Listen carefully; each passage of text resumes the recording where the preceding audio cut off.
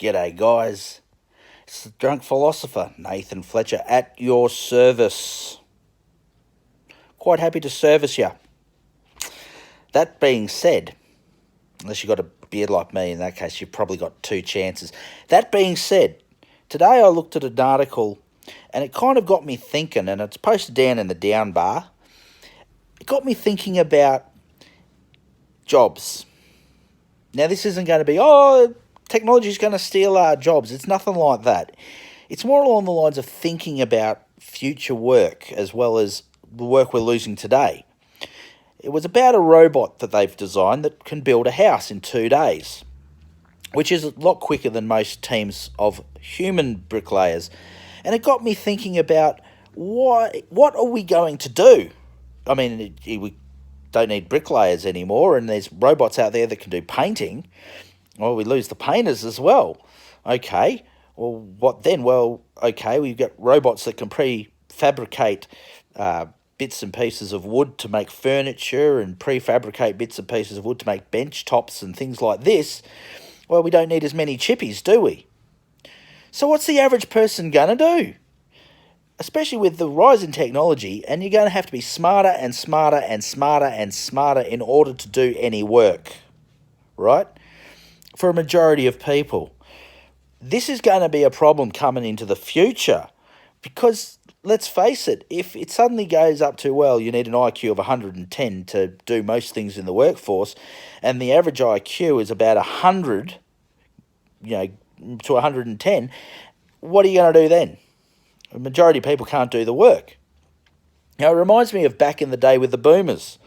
And the boomers had a great time of it because they got to year 10, at least from what I understand of the Western Australian education system of the time, late 60s to sort of mid to late 70s.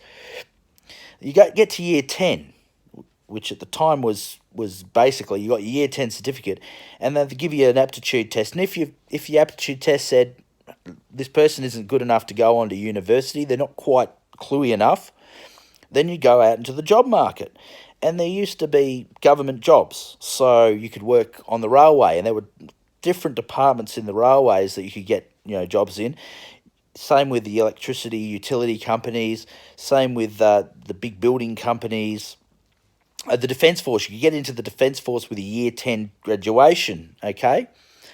That changed because the average intelligence for a lot of these jobs jumped, and the government sold off a lot of its, sold off the railways and they sold off the utilities, which means that now they're looking for very specific people in specific jobs, and they've got a smaller workforce, okay?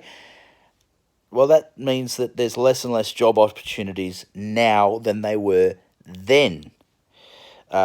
So those people who have a bit of a go at the boomers, it's not their fault that they were born into that particular time period. It's not their fault.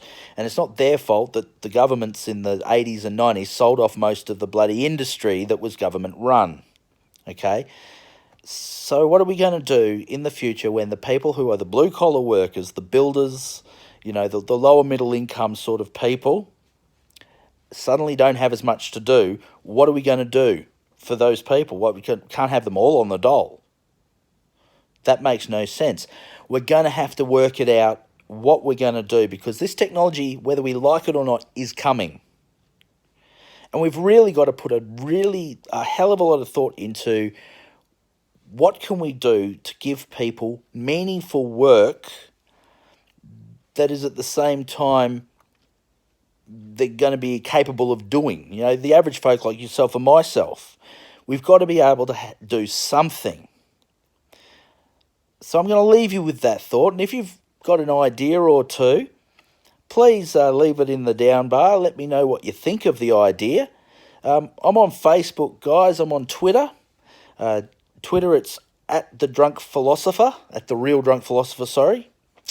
And on Facebook, it's under the Drunk Philosopher. If you want me to leave you a link, I can provide both in the down bar. Just let me know what's going on. I'm producing a video every day now, at least one a day. Once again, the article is going to be in the down bar. Like, subscribe, all that sort of good stuff. The little bell next to the subscribe button Helps me out one hell of a lot, guys. And I'll catch you down the line. I am Nathan Fletcher, and I am the Drunk Philosopher. Uru.